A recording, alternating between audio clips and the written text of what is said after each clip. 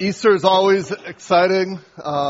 It's a long day for many of us, so if your neighbor in the pew zonks out and you hear this thud in the pew, just forgive them. They probably went to the sunrise service and everything's okay. This week, we had a pretty special experience. On Thursday night, the Landrys. I'd like to say the Landrys invited us over, but reality is we invited ourselves to the Landrys to join them for what's called a Seder meal, which kind of commemorates the last meal, Passover. It was a really special night. But Margaret mentioned something during that meal that just stuck with me. She just offhandedly mentioned bacon air fresheners, okay? And immediately, you're already smelling it, aren't you? And I was thinking, man, if I had a bacon air freshener, I don't think I'd be able to sleep. I don't always want to be getting up to go eat some bacon. Smells have a way of triggering reactions in us. In fact, you have some tangible, specific things that when you smell them, they bring you back 30 years to a certain place. You remember the people you were with. You remember the activity. It might be a certain cologne or certain perfume. Or for me, one of the senses that floods my memories, that throws me back years, is stepping out into the White Mountains and smelling that fresh air, the leaves that are decaying, the sound of wind coming through. It throws me back into all the years and times that I went hiking with my dad as a kid. Immediately, my senses take me there. Just even talking about it, kind of want to cut things short and go take a hike somewhere. Or maybe for others, it's a charcoal barbecue. You smell that smell and instantly it brings you back somewhere. Maybe it's not a smell, maybe it's a sound. The clapping of erasers makes you think you're a grade school kid all over again as your teacher has sent you out to clean them up. Maybe it's the song on the radio that brings you back to your high school prom. Our senses have a way of triggering memories. Just kind of the way it is. It might be a smell, a sight, a sound, but it can bring you right there. This Easter morning, we have a story in front of us that I think the senses are going to throw someone back in time. And it's going to be hard for them, but it's also going to be pretty fantastic. We're going to be given the dramatic, intense story about the man who was considered the rock of the disciples, the man that could be counted on. Jesus changed his name from Cephas, which means rock, to Peter. Peter, the main pillar of the followers of Jesus. I want to invite you to the book of John. We're going to be hanging out mainly in John 21, but I want to step us there. I want to step us there by just going back a few pages before the resurrection, before the crucifixion.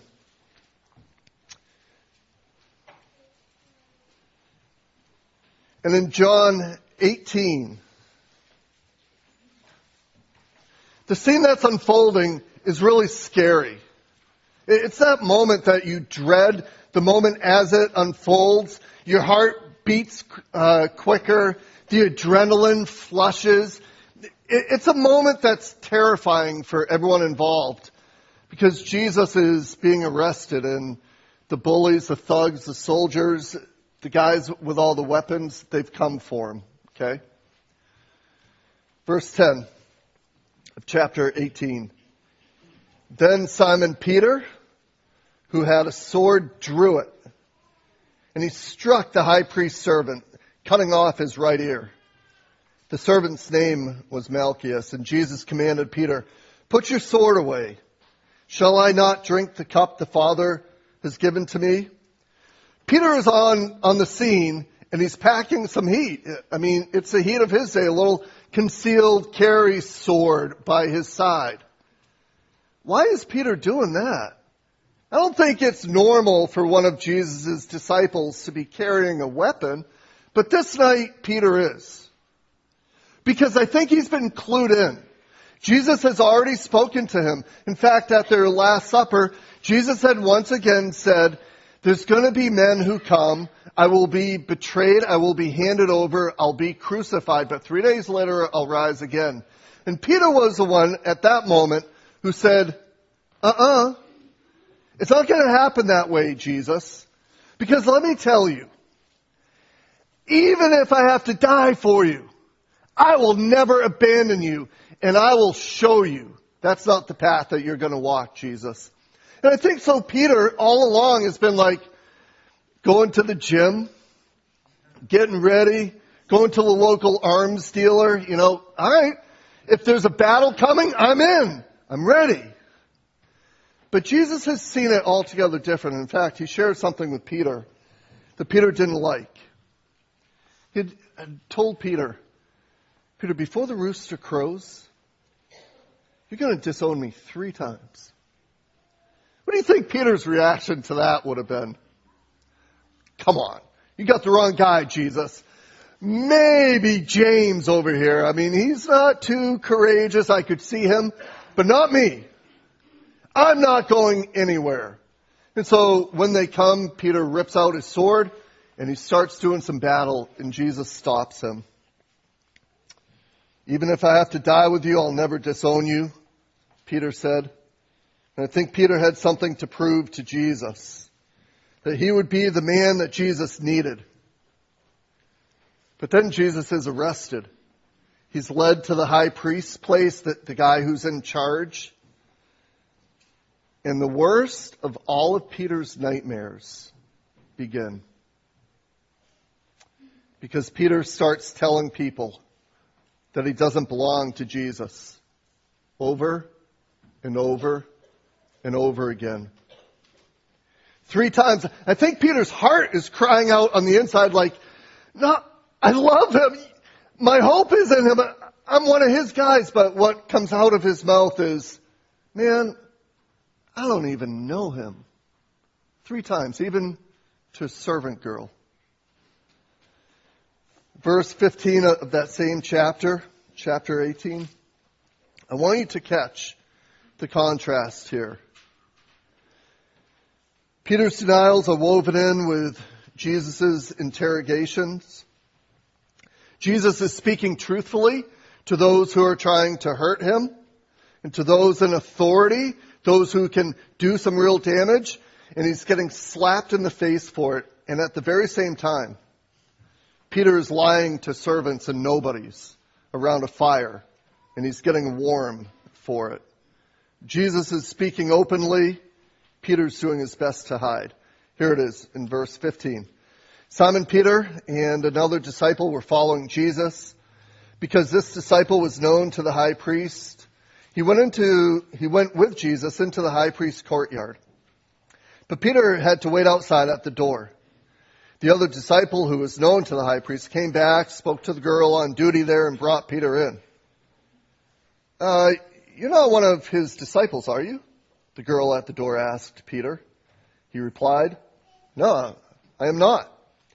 It was cold, and the servants and officials stood around a fire they had made to keep warm.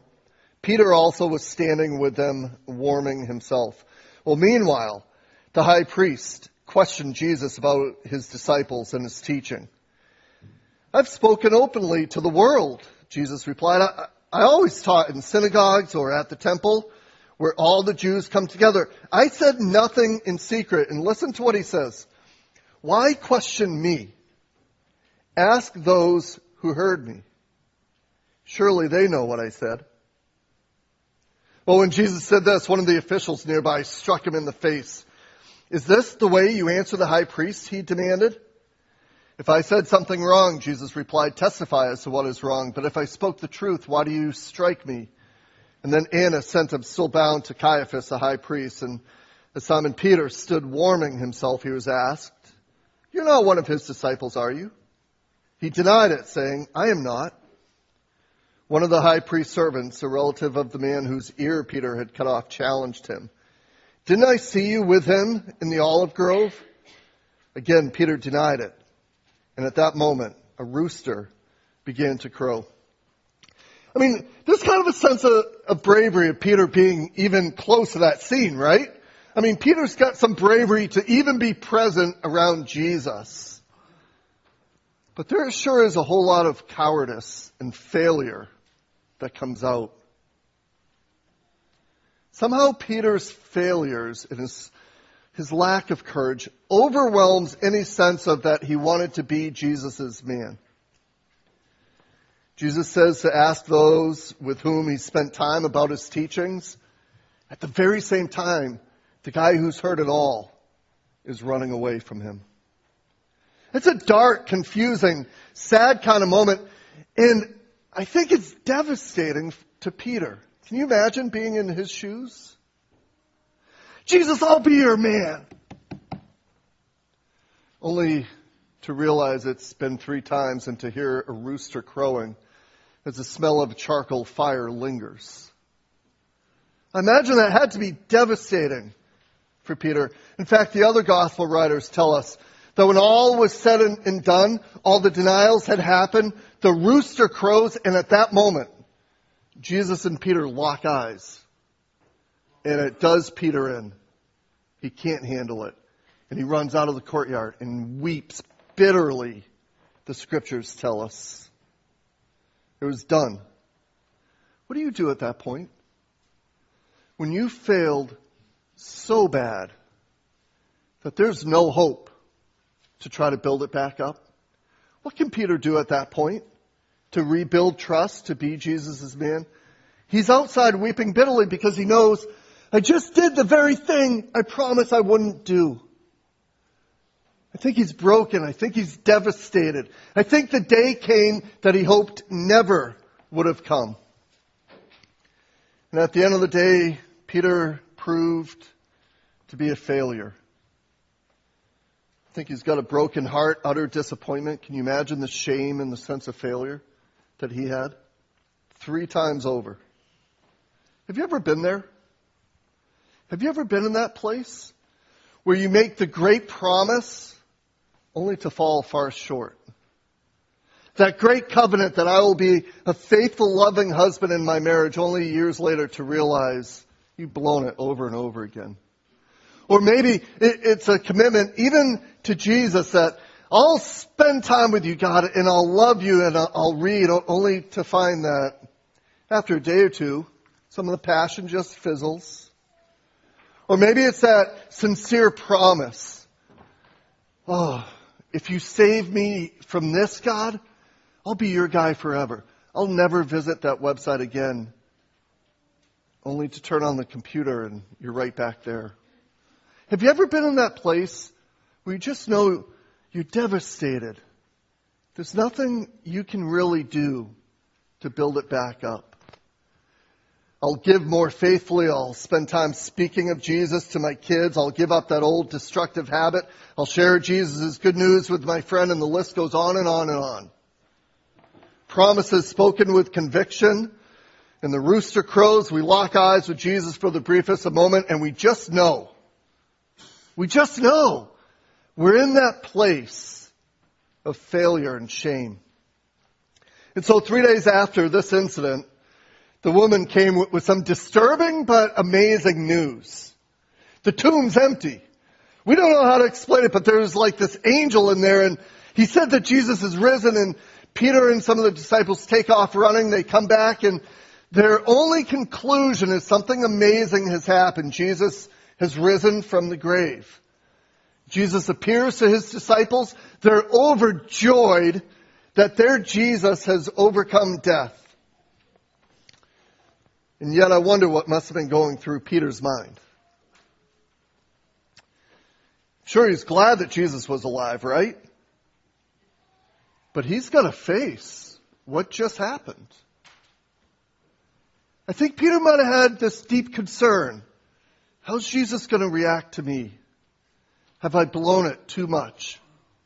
Have I gone too far? Is my shame too great? Is my guilt too big a burden to bear. What will Jesus think? What will he say? And perhaps you can place yourself in Peter's place this morning. That you've messed up, you've walked away from God, and for many of us, we wonder, can God still love me after all that I've done? Is there any purpose that he can possibly give to me, to give me meaning and significance in this world around me and for his kingdom? Which brings us to John 21. Verse 1. Afterward, Jesus appeared again to his disciples by the Sea of Tiberias, and it happened this way.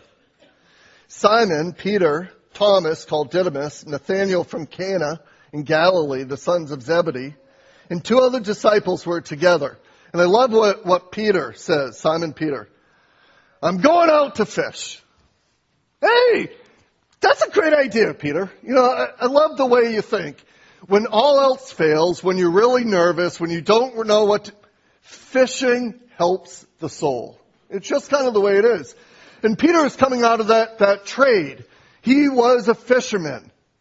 And I think what he's thinking is, the only place I know, and the only thing I have to go back to because I've blown it here, might as well go back to fishing. That's the best that God has for me. Simon Peter says, well, I'm going out to fish. He tells them, and they said, well, we'll go with you. So they went out, got into the boat, but that night they caught nothing. Early in the morning, Jesus stood on the shore, but the disciples did not realize that it was Jesus. He called out to them, friends, haven't you any fish? No, they answered. So he said, well, throw your net on the right side of the boat, and you'll find some. And when they did, they were unable to haul the net in because of the large number of fish. Jesus had met Peter and the others at the place it all began, fishing. Even the scene of not catching fish in a night of emptiness and failure for the disciples in the boat turns into morning of plenty. And notice the time of day it is. Very early in the morning. Like Jesus is up to something with Peter. That's a new creation. A special new start. A new day dawning. He's got that moment in mind because he has something amazing in store for Peter. There's a new day of resurrection and life and forgiveness that's going to flood all over Peter. A new beauty and possibility. And in an instant, Peter recognizes who this is on the beach, giving out fishing advice. It's Jesus. And Peter has that moment of, hello, grace. Welcome. I need you. And the next verses, we'll talk about Peter wrapping up and jumping in the water. Verse 7, then the disciple whom Jesus loved said to Peter, it's the Lord. As soon as Simon Peter heard him say, it's the Lord, he wrapped his outer garment around him, for he had taken it off and jumped into the water. The other disciples followed in the boat, towing the net full of fish, for they were not far from shore, about 100 yards. And when they landed, they saw a fire of burning coals there, with fish on it and some bread. And Jesus said to them, bring some of the fish you've just caught. Simon Peter climbed aboard and dragged the net ashore. It was full of large fish, 153. But even with so many, the net was not torn. And Jesus said to them, come and have breakfast. None of the disciples dared ask him, who are you? They knew it was the Lord. And Jesus came, took the bread and gave it to them, and did the same with the fish. This was now the third time Jesus appeared to his disciples after he was raised from the dead. A charcoal fire. Sometimes I think the details in our passages just are there for a particular reason. They're not just wasted words. God has a purpose. And so why is he even describing that there's a charcoal fire here on the beach? Could it possibly be because the last time Peter would have smelled a charcoal fire was the smell of failure? That would have haunted him. I think every time the man would have heard a rooster crow, his heart would break, right? To say, not that rooster. Oh, God, I can't take it anymore. I know who I am before you. Or the smell of the smoke from a charcoal fire wafting into his nostrils as it comes up and his senses pick it up. I've got to imagine his emotions were the same. Oh, Lord, that was my time. And I said no. 3 times I said no. And here's another charcoal fire. And Peter's emotions, Peter's thoughts, maybe not that much different from some of ours. Can God use a wretched failure like me? And listen to how Jesus restores this moment and rebuilds the man that he loves. Because I think, as Jesus sees you, I think he has the same thought in mind. I love you. I love you. And I can't wait to rebuild and restore you for something special that I have in mind. Verse 15. When they had finished eating, Jesus said to Simon Peter, Simon, son of John, do you truly love me more than these? Yes, Lord, he said. You know that I love you. Jesus gives him a little mission here. Feed my lambs. So again, Jesus said, Simon, son of John, do you truly love me? He answered, yes. Lord, you know that I love you, right? You get that? So Jesus said, take care of my sheep. And the 3rd time he said to him, Simon, son of John, do you love me? Peter was hurt because Jesus asked him the 3rd time, do you love me? He said, Lord, you know all things. You know that I love you. Feed my sheep. I tell you the truth, when you were younger, you dressed yourself and went where you wanted. But when you are old, you'll stretch out your hands and someone else will dress you and lead you where you do not want to go. Jesus said this to indicate the kind of death by which Peter would glorify God. And then he said to him, I think the 2 most amazing words that Peter could have heard right here. Peter, you're back on mission. Follow me. Peter, the agony that you went through that night, I went through even greater agony. So that your agony could be turned to joy and restoration, Peter. What I did on the cross was to bear the burden of what you did in the courtyard. Peter, I'm here to restore you. I'm here to give you life, to give you mission. And as the smell of the charcoal lingers in the background, Peter begins to realize that because of Jesus' agony, Peter's agony can be dealt with. Because of Jesus' agony, your shame, your disappointment, your guilt can be dealt with.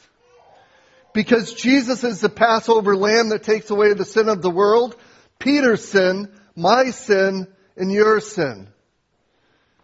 And I don't think there's anything in the world that Peter longed for more than to be put back into the central heart of Jesus. Do you still have a place for me, Lord? And Jesus, notice how many times, makes that restoration to Peter. 3 times. Peter, I want to hear you say it. You love me? Yeah, I love you, Lord. Let me hear you again. Do you love me? I love you, Lord. Peter, you denied me 3 times. Let me hear it one more time. Because there's grace for you. And as Peter hears those words, follow me, I picture the rock, Cephas, the foundation of the disciples. Maybe for the first time, maybe for the greatest time, that smile of restoration comes back. He's for me, even after all of that. You see, Jesus didn't die and rise again so we could have a happy morning once a year with flowers and candy. Jesus didn't die and rise again so that we could have some good doctrinal debates of whether or not he literally descended into hell. Jesus didn't die and rise again to teach good moral lesson to our children. Jesus died and he rose again so that you and I could experience forgiveness for our sins in a brand new day in his kingdom.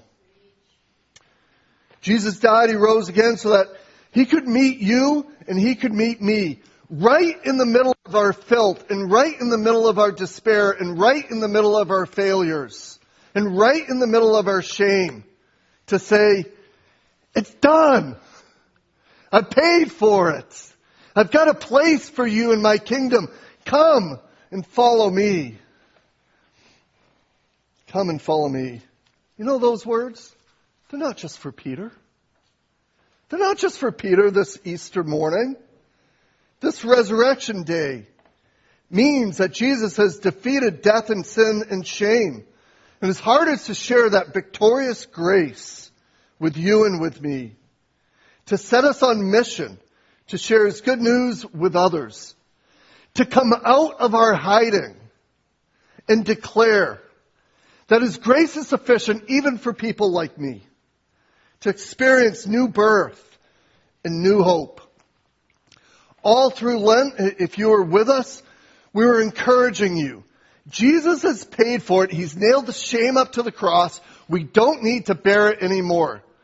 And you have a pastor and you have leaders who live real lives, who deal with the same issues that you do, but who have found amazing grace in Jesus and victory in the resurrection, even in the midst of our struggles and our journey.